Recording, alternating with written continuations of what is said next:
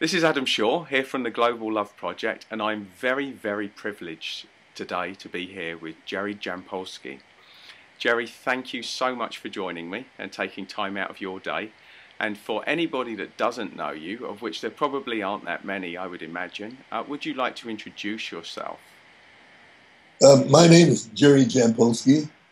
I'm a physician, psychiatrist, specializes in adult and children's work. And I founded a attitudinal healing back in 1975. And my focus has been on that since 1975. Helping people heal their own minds rather than trying to change other people's attitudes, learn how to choose their own. That's great. And for anyone that doesn't know what attitudinal healing is, could you give us an example of how it works? And how did you discover it? Well, I was a student of A Course in Miracles, and this was a metaphysical, spiritual way of looking at the world. And from that experience, I wanted to apply it to in a more practical way, which I call practical spirituality. And so I began, if you will, healing my own negative thinking and guilt and things of that sort. And then began finding that other people wanted to learn that too. So that's how it all started. Nice. Well, it's always good to start with yourself. So what was happening in your life at the time that made you want to do this? What was the straw that broke the camel's back that thought there's got to be another way? Well, I was having a lot of problems with relationships. I had just gone through a divorce, a 20-year marriage, became an alcoholic. I was sort of a Dr. Jekyll, Mr. Hyde, one person in my office, one person outside the office. And I wasn't feeling any peace. I was feeling lots of guilt, lots of anger, lots of depression. Yeah, I think that's very common. I mean, from my background in the medical setting, I think a lot of practitioners, nurses and doctors are giving out advice that they're obviously not taking. And what's your slant on that? Oh, I do my best not to give advice, number one. I think there's a wonderful teacher inside of our heart. If we listen to our heart, that will tell us what we should be doing. And I spend a lot of time healing myself, not other people. Yeah. But I'm a door opener, but I don't push or pull people through the door. I like that approach. So is it more about finding the right balance in life? Would that be the key? Well, that would be one of the things, but to be able to live a life where you're not giving judgments on people and not condemning yourself. That's not seeing so much value in hate and anger, but seeing value in love and forgiveness. How do you make that transition, though? I mean, for people who do struggle with relationships, with being angry, who are perceiving that somebody's done something so terrible to them that they can't possibly imagine forgiving them. I mean, what are the first steps for somebody in that space? To believe that nothing's impossible. To believe you don't have to be a victim.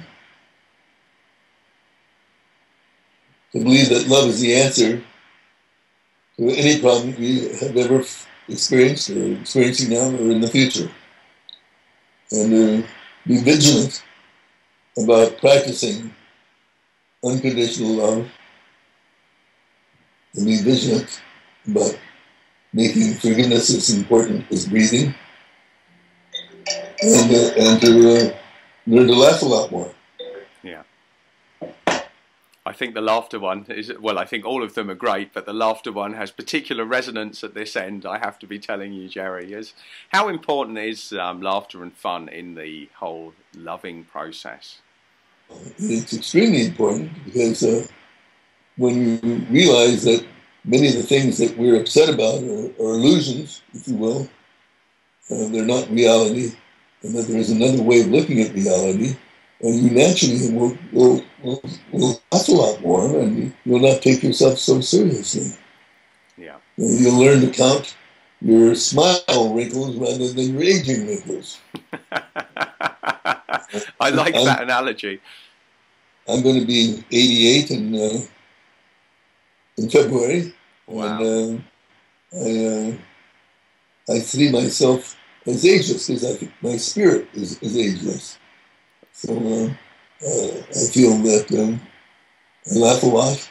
I don't take myself so seriously, and I'm not trying to change people. If you're not trying to change people, that makes you a lot more happy. Well, you're looking good, Jerry. Thank you. So are you. So are Thank you. you. Thank you. When you talk about this stuff, I mean, when you're working with clients, I'd imagine you see some pretty big shifts.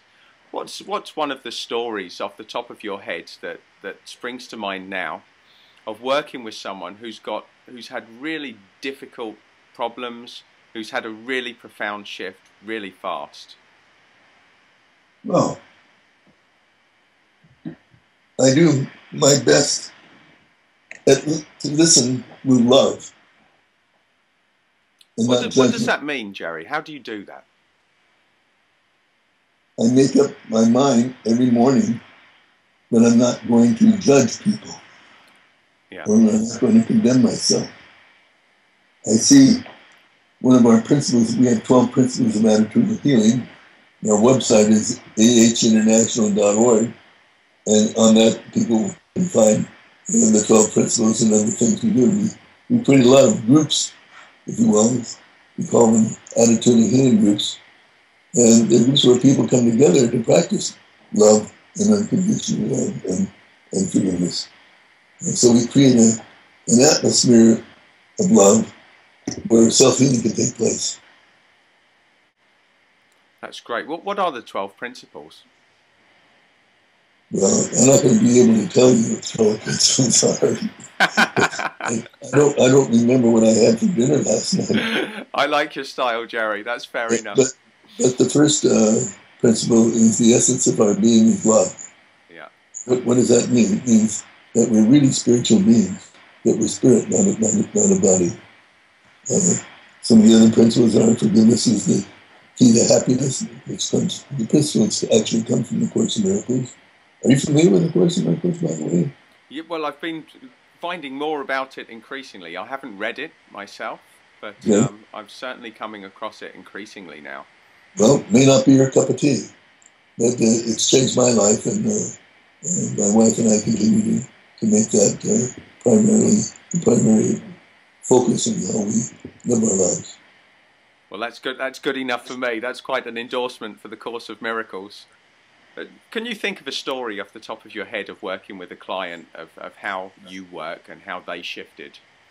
Well, I think of a person a dear friend that I hadn't seen for a long time.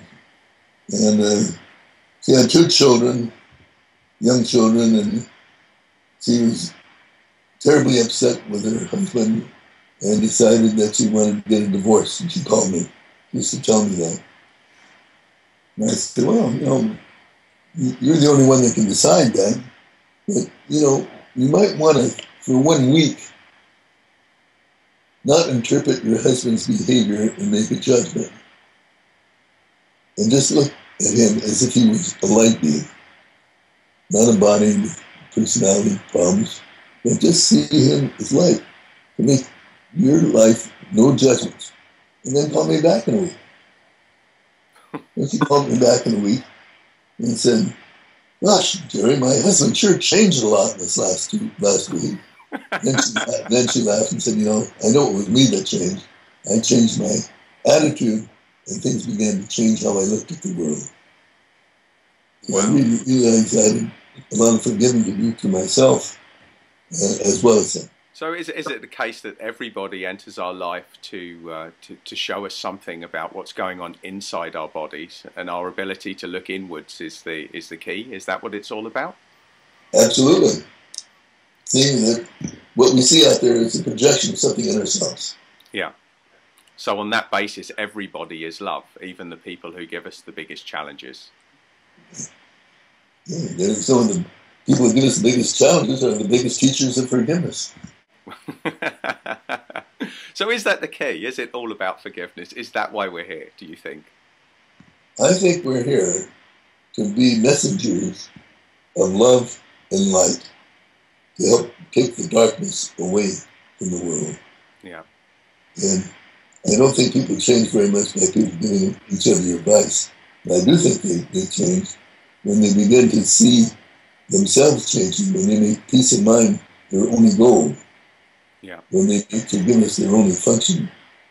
And I'm extremely impressed by the courage that many people have to do to let go of what they looked before as horrible things that happened to me by my mother, by my father, or someone else, and to let go of the past. Forgiveness really means totally letting go of the past. Yeah. And when you do that, then you're back in the present, where our Creator is, and you're at one with all the world. You can become one with all of life. Life becomes more of a bowl of cherries. So how do you, for people that don't know what love is, how would you describe it? Well, I would say it's not something that can be really defined, but it's something that can be experienced. And for me, love is when you're experiencing total acceptance of the other person. You're not making any kind of judgment. You're choosing not to see the body and the personality and all the other kinds of stuff of the ego, but choosing to only focus on the light of another person. I wrote a one-liner that I use for myself.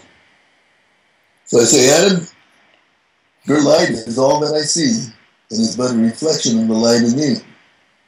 I love that. If I would choose to concentrate on that, I'm only going to share my love for you, my acceptance. And I'm not going to be a false fighter. I'm going to be a love fighter. Oh, I love that. That really does work.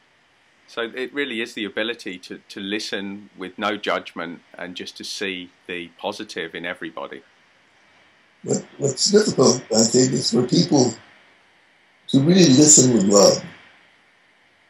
When you meet a new person, 99% of people will make a judgment, interpret, say, I like this guy, or I don't like this guy, or what have you. You got a story, so I'll give you a story. Maybe 25 years ago, I was asked to go to a large cocktail party, which I really didn't want to go. And so I decided not to go, and it got my heart that I really supposed to show up. So I decided to show up, and I saw an empty couch. So I sat in that couch, and all of a sudden another guy sat in the couch, and we had an amazing, deep conversation about all kinds of things in life, although we never had introduced each other to it. The hostess came by and said, "Oh, I'm so glad you found each other. You have to introduce yourself to each other." And we said, "Well, actually, we didn't." And she introduced me as a famous psychiatrist in California. And he stood up and said, "I hate psychiatrists." And he was introduced to me as Byron Janis, a very famous musician, pianist, married to Jerry Cooper's actor, who's an actor and daughter. And if I knew who he was, I liked music, but I'm not an authority on it. I might have made the conversation very short and left and gone someplace else. Yeah. So we both learned a lot that day about the importance of not making a judgment. Yeah. And based on what the person does or his past background or what have you. That's incredible. I think this the whole no judgment theme is huge, really, isn't it? Because I think most people, most of the time, are judging on one level or another, judging things around us. Yes, you listen to TV and listen to radio and newspapers, and all of a sudden you're making terrible judgments about this person or that person is starting war, or politicians, or what have you. So everyone is there for us to take another look at and say there's another way of looking at the world. Yeah. And when you see something that's not eternal, you know it's not the truth. So is there a way of tuning in and knowing what is real and what isn't? I think that's very important to ask yourself the question. Because everything you look at with your eyes, or I look at my eyes, it's going to come back to my ego about a judgment of some kind. Yeah. But if I have a lens of love in my eyes and a lens of love in my ears, I'm going to react to the love that's in that person, which is the real part of that person, rather than this costume that we seem to wear as we come into this world. So do you think most people do wear a mask to a certain degree?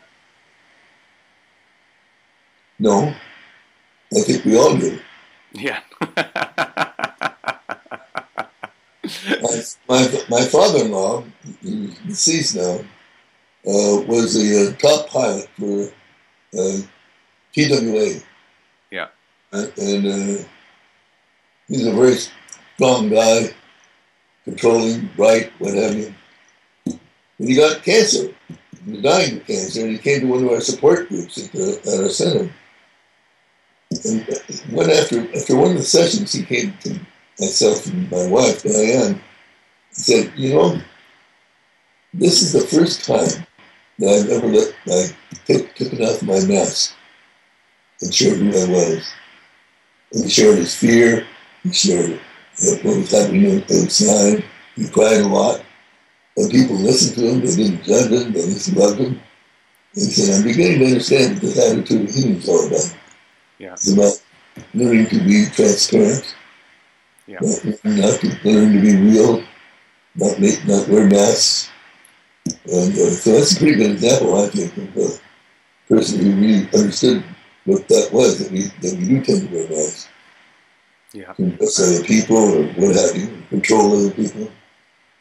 So part of our work is letting go of our control issues. Well, I think facing death is a really good way of doing that. I mean, probably not the optimal way, but it certainly gets people looking at things differently, from my experience. Well, I think our fear of death is our biggest fear, really. Yeah. Fear of a higher power, fear of God, all those kinds of things add up. Well, what's your experience of working with people who were about to die? How do you facilitate that particular process? I realize that what I say is relatively unimportant, but what energy I have in bringing about a peaceful situation for that person to be, which means I might hold that person's hand for an hour, and neither of us might say a word. Yeah. But there'd be an abundance of love and acceptance in that experience, in terms of being friends to each other, loving friends. I think that's very true from my experience as well. So it's more the state that you're in, the energy you bring into that room. People are obviously more receptive to it when they've got nothing to lose. Yeah, I think a lot of people, even though they've been a close friend, will stop, won't visit that person in the hospital because they're too scared to say that could happen to me. So fear oftentimes keeps people away, although it might look like rejection for the person who's suffering from cancer and dying.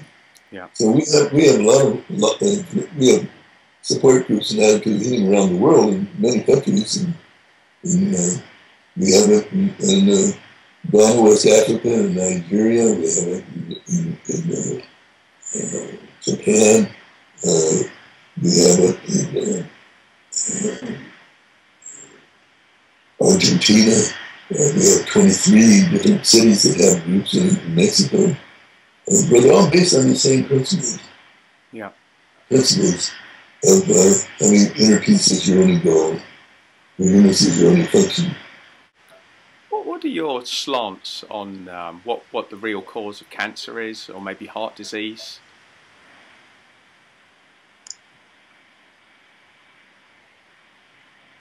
I don't have any. I don't consider myself an expert in what causes diseases. I do feel I have some expertise in helping people realize that having inner peace is another way of looking at health. Like health can be considered inner peace. Yeah. And healing is letting go of fear. So it has more to do with our spirit than it has to do with our body. That's going to change our belief system. That's a fair point. And what's your slant on soulmates, Jerry? Do we all have a soulmate? And what's the difference between a soulmate and a twin flame? Do they exist? And how do we know? Lots of questions there in that one. Well,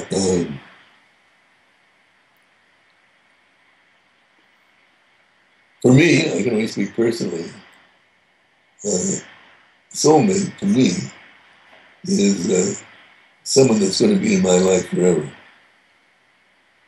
Someone who's there to walk the journey of life with me as we learn to celebrate our spirit and our eternalness and our love, and to create a safe environment for each other, so that even when one walks off the pathway, one is feeling a sense of forgiveness from the other person. So it's love from the highest form, unconditional love. That's eternal, never ending. That's how I would look at it. Although I don't use that terminology very much. So is a soulmate, it's not necessarily a life partner, it could be a very good friend as well, could it? Absolutely. So we've probably got lots of soulmates, potentially. I feel I do. We've been working for 25, since 1975, with people who are dying, and everyone that has died and left their body has been very close soulmate, and still is. Yeah. I feel that you don't need bodies to communicate, and I feel when I meditate, ask for help, and they're there with me. It sounds like your beliefs, your attitudes, Jerry, is very liberating. Is that what people find working with you?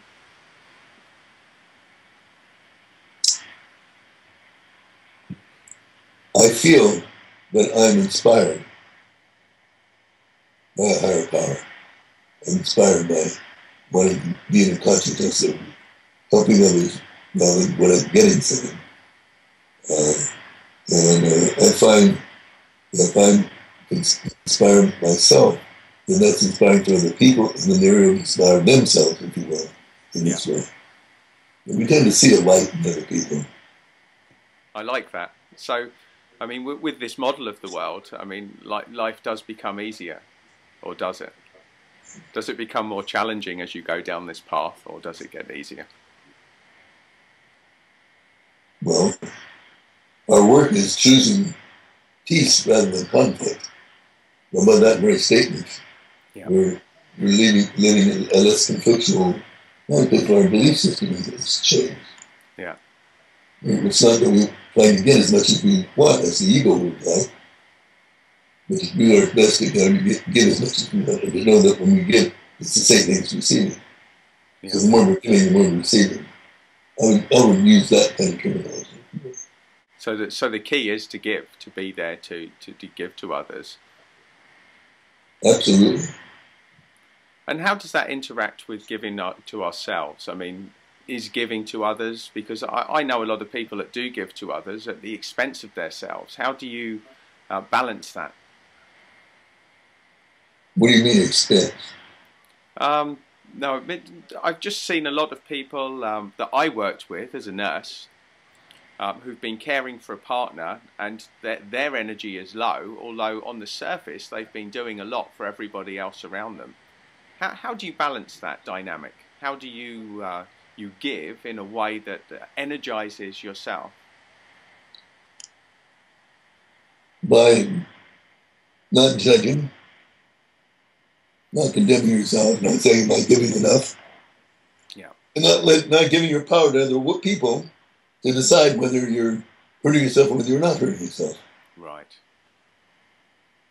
So when this comes to various habits that people have, let's say people who drink or maybe smoke or don't eat the healthiest diet, is that in of itself a problem, or is it the judgment that goes with it? Or both, possibly? Well, I think it's both. Yeah. In equal proportion, or is the judgment greater than the habit itself? And during my alcoholic days, Adam, there might be a period of time where I stopped drinking, Then all of a sudden I start to drink again. And it's a pretty, a lot of alcoholics do that because they're afraid of intimacy and they're afraid of love. So it's a way of pushing people away. I continue to drink. They'll say, well, they didn't really love me anyway. Yeah. Yeah. That So makes sense. It's all about our internal mind. It's all about believing that all minds are joined in one. That there's no separation. I guess another way of looking at our work is that it's a way of healing the illusion of separation. Yeah. Feeling that we're one with all animals, with everyone that's in prison. We're one with everyone. And not seeing the identity of people as their body and their personality, but as a light being, a formless light being. Yeah. Don and I created a few years ago. I'll start out by saying we all have to do this. And Don and I have a lot of energy, so our to-do list is bigger than most do. But of course, we never finish it. Then we start to condemn ourselves about that. And one day, my meditation, I got that, rather than doing your to-do list, you ought to start the day with your to-be list and celebrate your being. And these are some of the things in our to-be list. I'm guiltless. I am sinless. I'm judgeless. I'm one with all that is life. I'm spirit, not a body. I'm formless. I'm limitless. We're talking about our mind. I am ageless. I'm fearless. And I'm timeless. Meaning I've been living in this instant as if it's the only time there is. Not tomorrow, not the next minute, not yesterday. I'm happiness. It's a decision to be happy. It's really our natural inheritance. I am peaceful. I'm kindness. I'm tenderness. I'm grateful. I'm generous. I'm graceful. I am unmeasurable. One of the things that gets us in so much trouble is the amount of measuring we do of ourselves and other people in terms of judgment. And we stop using our measuring sticks. Yeah. And just remind ourselves that when we give love to another person, that we receive it. It's not a time, there's no time difference. Giving and receiving are the same. Yeah. It's all just one spirit joined with each other. We like to think that there are only two emotions. That either another person is loving to us, or even if they look angry, we say that they're fearful of doing this is called helpful love. So rather than interpreting and becoming defensive about something going on, we turn around and say, well, this is a teacher of mine who can see that life differently. Yeah. Not be defensive, but say his love and give him love. It's just his natural state, even though that person might not realize that. And again, it's not no goal to change the other person. But when a person really lives for having inner peace as their only goal, and feels that healing the mind, the conflict, letting go of fear, things get simplified. Simplicity is difficult for a confused mind to understand. Only the ego would make us feel confused. I think there's some very good distinctions there, Jerry. And for me, the one that really sprung out is that the measuring of love, that feeling if you give love to one person, then if it doesn't come back, then it hasn't been received. But what you're saying is the action of giving love to a person, whether they are able to give anything back or not, is in excel. It's getting as much as it is giving. And it's only the ego, someone you ask someone over for dinner 3 different times, and that person never asks you over. The ego would want you to say, I'm not going to ask that person over again. Yeah. But your spirit would not use that measurement. Yeah. It wouldn't make any difference. So I guess that's why a Christmas carol... Love is not a trade. and it's not a bargain. Mm. That makes sense to you? Yeah. Well, it sort of made me, with all the festive stuff that's just happened, the story of Christmas Carol, I think, has increasing relevance. There's so many little interactions within that, especially the nephew that keeps asking Scrooge to lunch all of the years and always says no. It's, yeah, it does make sense that there's a much deeper level play at work in a lot of things that representing Christmas for us. So yes, I like the idea. So from taking and enjoying the principle, liking the idea, how do you start to integrate that into your life? I mean, what steps can people who are watching this video do right now to start to experience this, what you're talking about? Well, I think one of the first things one can do is believe that nothing's impossible, that it is possible for you to feel peace of mind, and to start the day and recognize that there's no saying that I like doing to myself. A busy mind is a sick mind, a slow mind is a healthy mind, and a still mind is a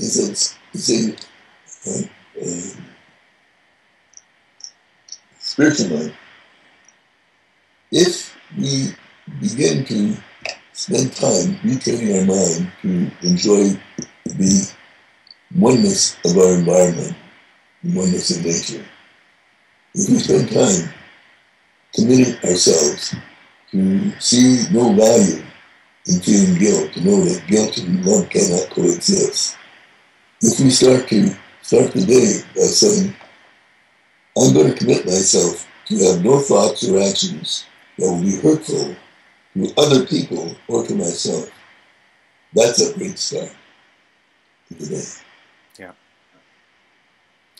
And not to feel guilty when you forget to do that. So it goes back to judgment again, and not judging anything, and just seeing everybody as a perfect and a light being. Especially yourself, because that means you're looking past the body. Yeah. You're not looking at the body and the personality. So you're looking at the true reality that's always there. Yeah. Our spiritual self.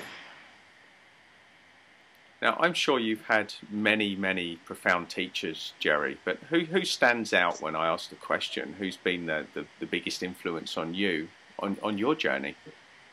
Or one of the biggest influences?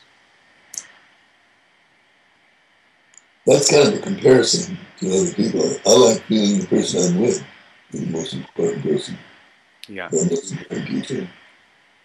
I've been blessed by my spending time with Mother Teresa, and spend time with the Dalai Lama and His Holiness, and nationwide TV with him, with children.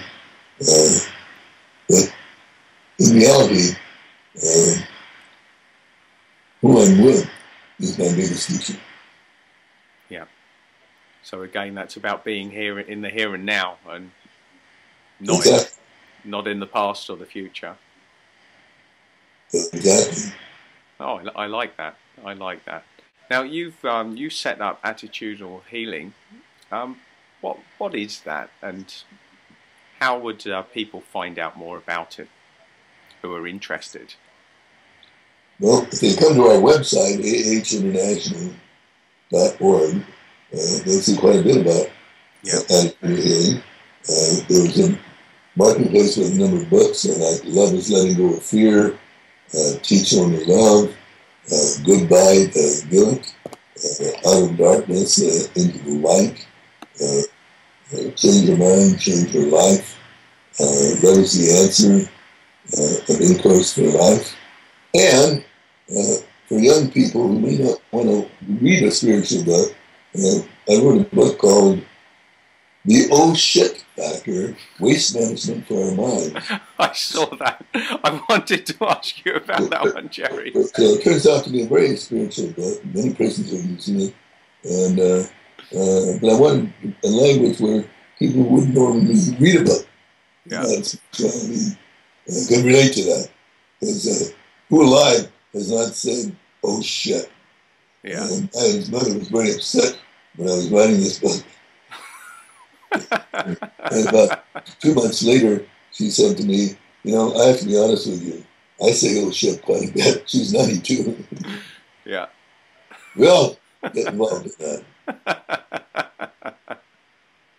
So that's really. I mean, it sounds like a fun title. Did you have fun writing that?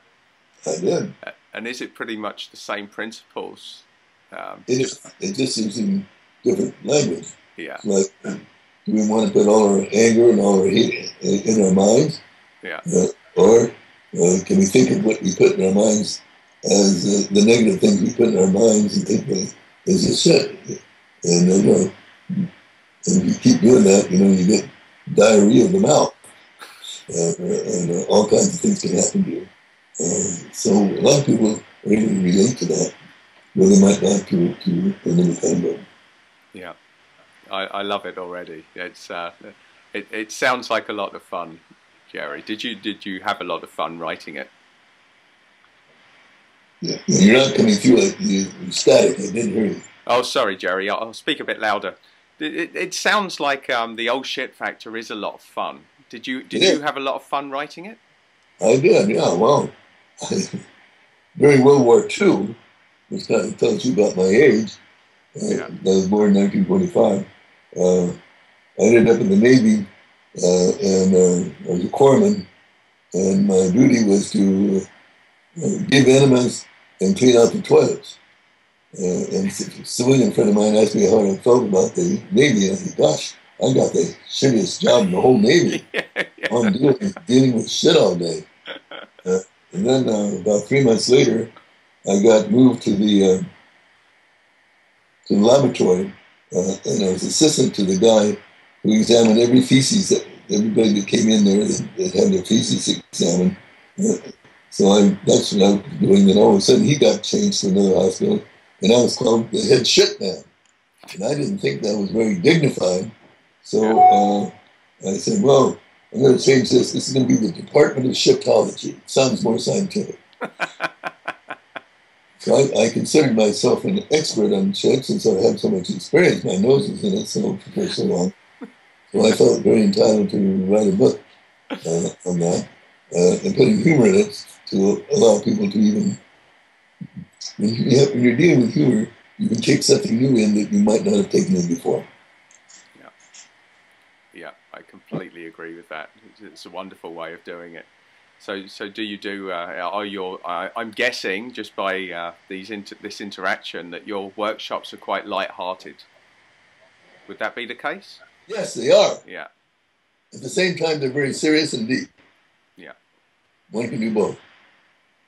And I'm guessing that balance is the key to getting the message across and also internalizing it. Yeah. Diane, my wife, has been working with me since 1981, and so one of the things they learn, I think, in a non-verbal way, is that we have an equal relationship. Yeah. And that's another principle of attitude. Everyone's an equal teacher-student to each other. So we take it out of the vertical way, we take it out of the authority way, and bring about equality. So I'm working with children. They don't call me Dr. Jampolsky. I ask them to call me Jerry, making it equal. Yeah. As you and I are equal in terms of Adam and Jerry. Yeah. I think that it's a great way of being, especially having witnessed doctors in the medical setting. I think that there is that divide, that almost that pedestal that can sometimes create challenges in the healing cycle. What are your views on traditional medicine? See, the very question raises the possibility that I might make a judgment on that. So I would respond differently to you and say that it's amazing the advances that we've made here in the United States in the practice of medicine. I do feel that it's possible to have more compassion, to not be in so much of a hurry, because you're in a hurry because if you're going to make a lot of money, you have to do that in terms of seeing so many patients. And I think something different happens when when you practice medicine with your heart. And that has a whole different kind of communication. Because then people go away saying, my doctor really listens to me. He's not thinking someplace else. He's focusing on me. More and more so, I think doctors and people in the healing profession are doing that. Yeah. Is there anything that you'd like to say before we conclude this, just to wrap this up? Well, I'd like to thank you for the work that you're doing and the people that you're interviewing to get more information out, so where people can learn more about a different way of looking at the world, a different way of looking at health, and helping people take more responsibility for their health, whether it's nutritional or whether it's spiritual or emotional, and to recognize that our thoughts do create our reality. And I appreciate your doing this, and I wish you well on your journey.